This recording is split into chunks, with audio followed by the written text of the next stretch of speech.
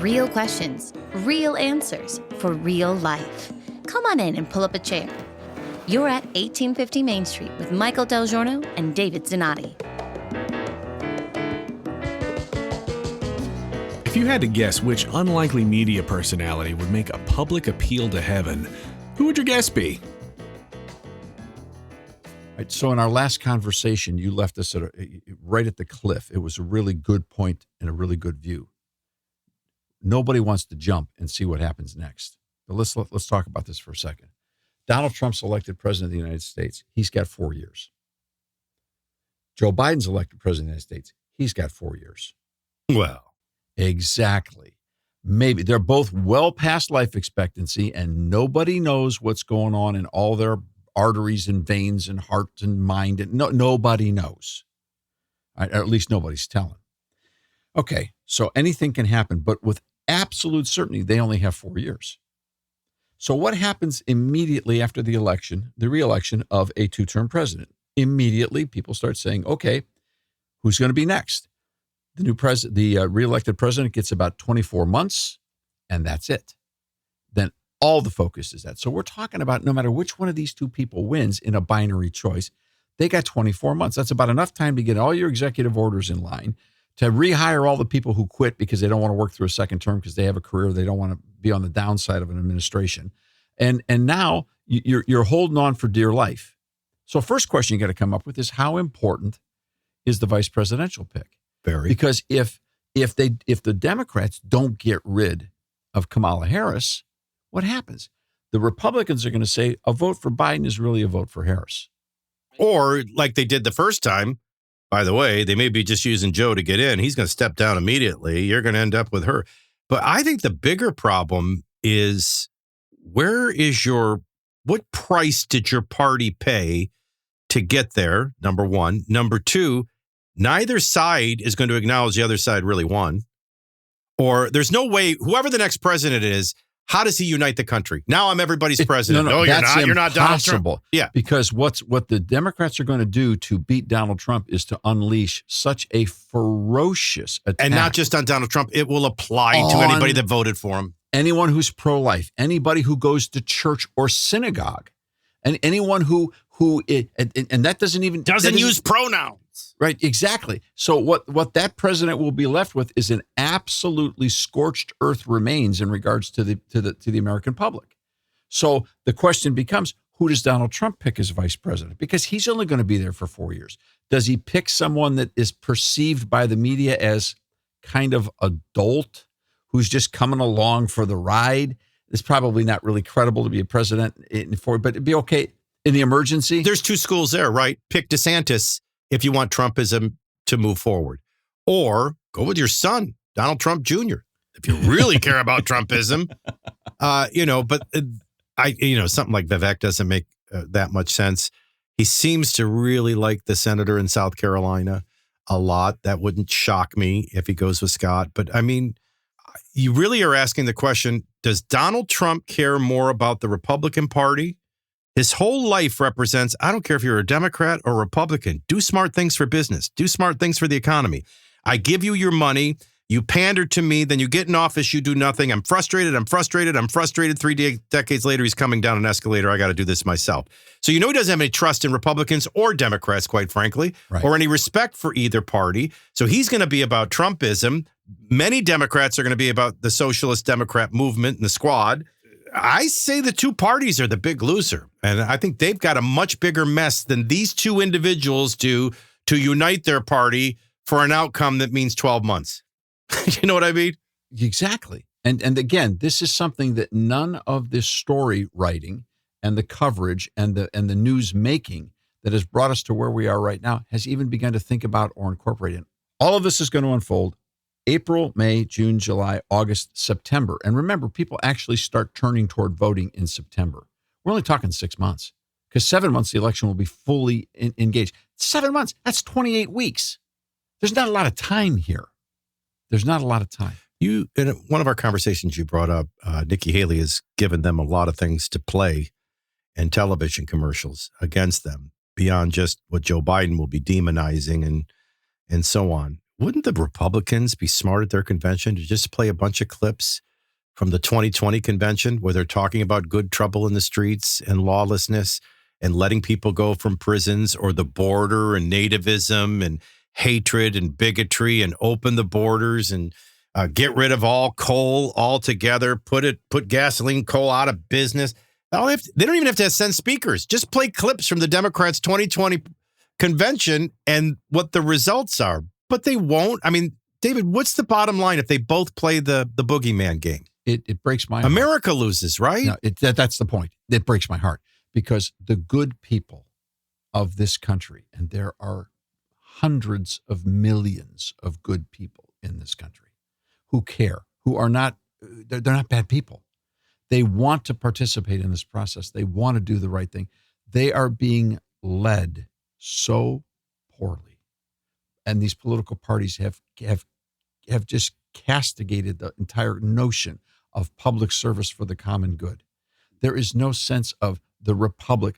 Protect the republic, because the republic is what protects us all. It's all about me, my. Get power, get money, get wealth, get power, get money, get Difference wealth. between Truman and Eisenhower. The difference between Kennedy and Nixon. Wasn't all that great. No. The difference between Biden and Trump. And the difference between this era of the political parties in that era. Dwight David Eisenhower could have run as a Democrat or a Republican. They both pursued him. Think about that. That's probably the defining moment. And he ran as a general. Yeah, and well said. Well said. You're darn right he did. He chose neither. And he won overwhelmingly. It wasn't Yeah. even a contest. All right. That's where we were. And a coming Democrat, out of Kennedy World ran War II. as a conservative. Nixon, a Republican, ran as a liberal. I mean, but it has all changed. It's Yeah, all- and it's so it's not the same, and people are onto it. That's the thing. Now, the thing that's difficult is once you get onto it, then the first natural response is, I'm done with this. Just check out. I'm going to take care of me and mine, and the heck with this whole thing. And but that doesn't work. We can't check out. We have to. Well, it would help with the social dilemma. Yes. It would help with family fights. It would help, get out of bitter politics in every aspect of life rather than in election cycles, or let them go do all that nasty work in D.C. But yeah, I do think that if the Republican Party and the Democrat Party in an ever-increasing social dilemma, civil Cold War, I'll call it, Sure. an independent environment in America, they may lose their parties by the end of the decade. That may be the cost of winning this next race. They better be careful. I'm not the only person who's frustrated. I heard Joe Rogan say some things the other day we should talk about. Thanks for stopping by at 1850 Main Street. We're glad you're here. Do you want to learn more about what's really going on behind the scenes in public policy? Tune in to the Public Square on over 200 radio stations coast to coast, or download the free Public Square mobile app from your app store. Just look for The Lamppost. Find out what America's talking about at thepublicsquare.com.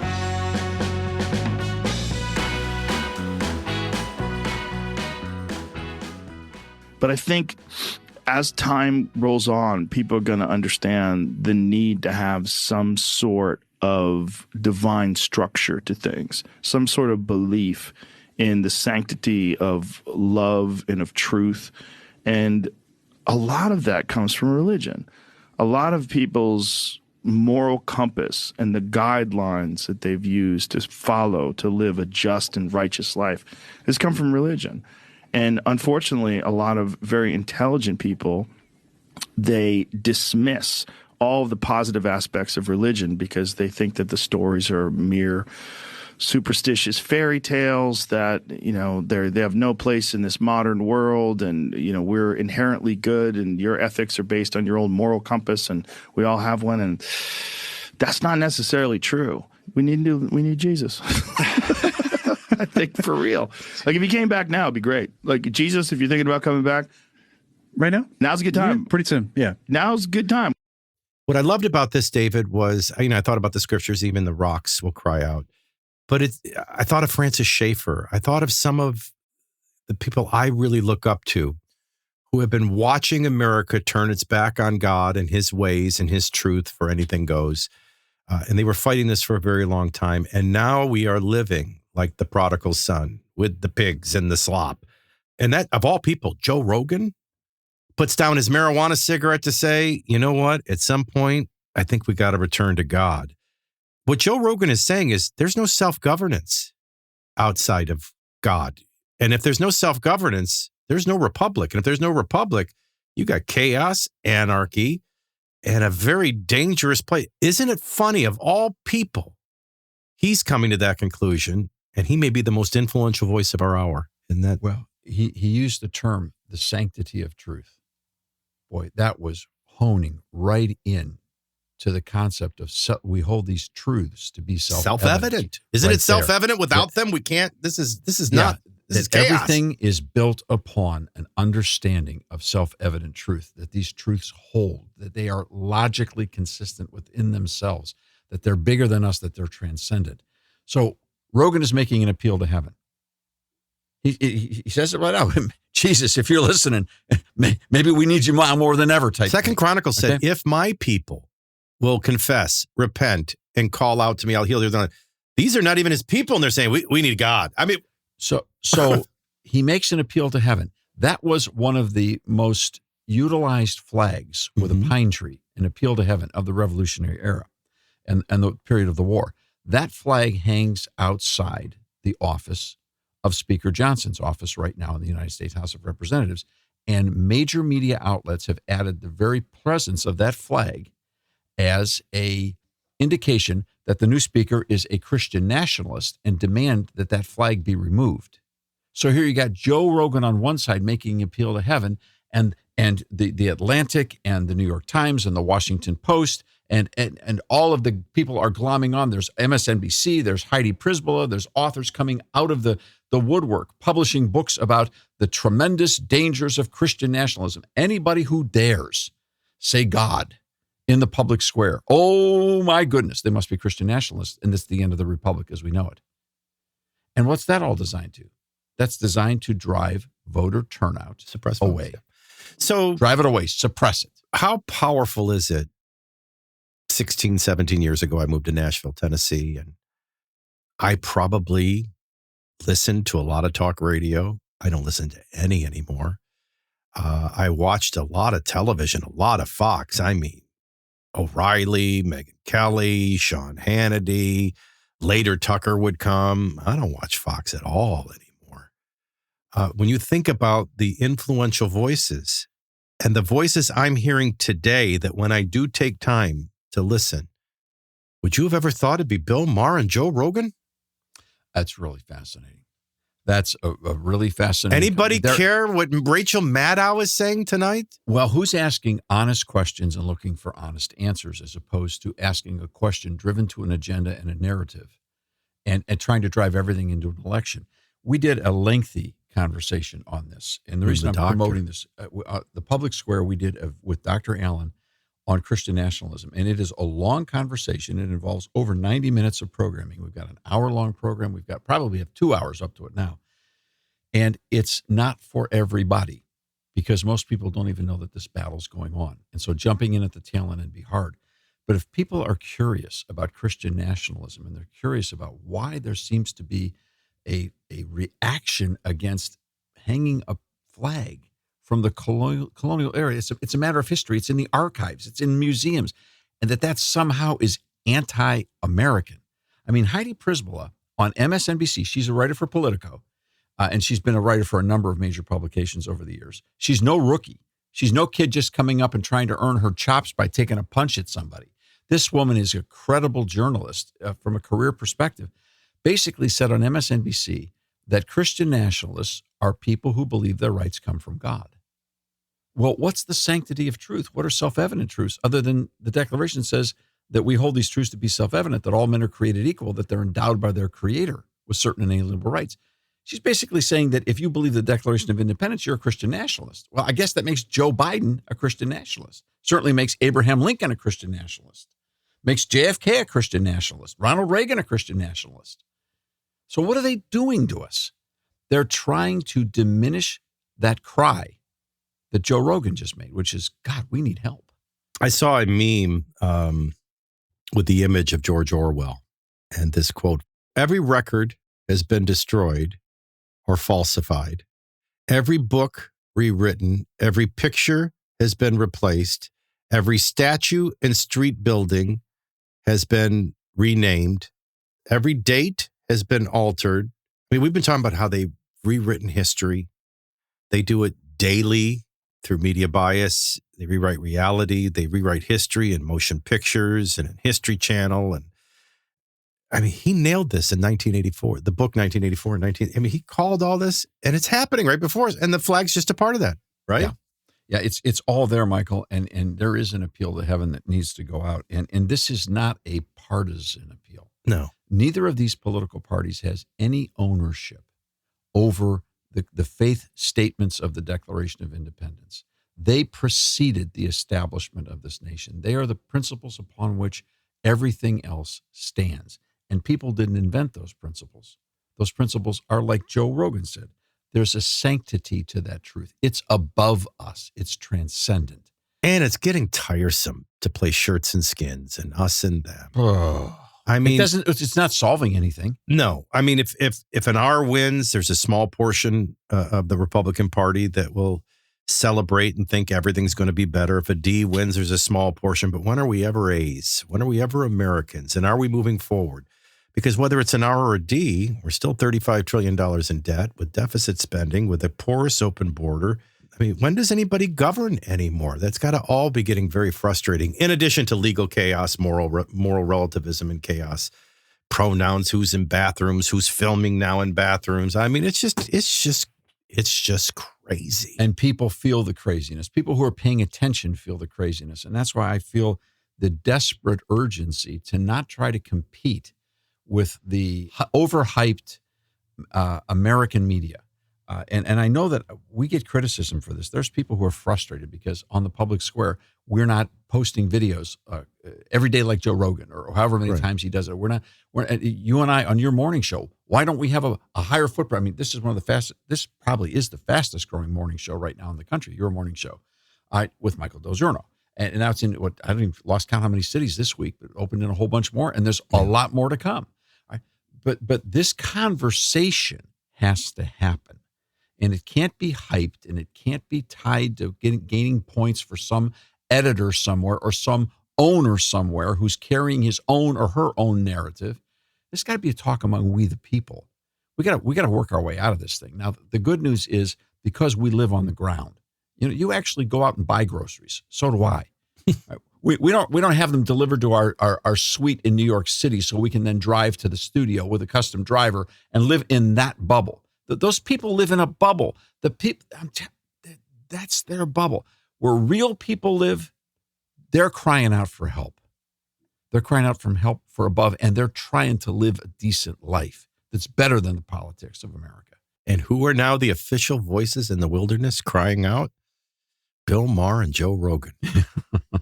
Who would have thought? Let's go have an egg roll, and maybe we live in interesting times. I think they've arrived. So what's the summary of the week?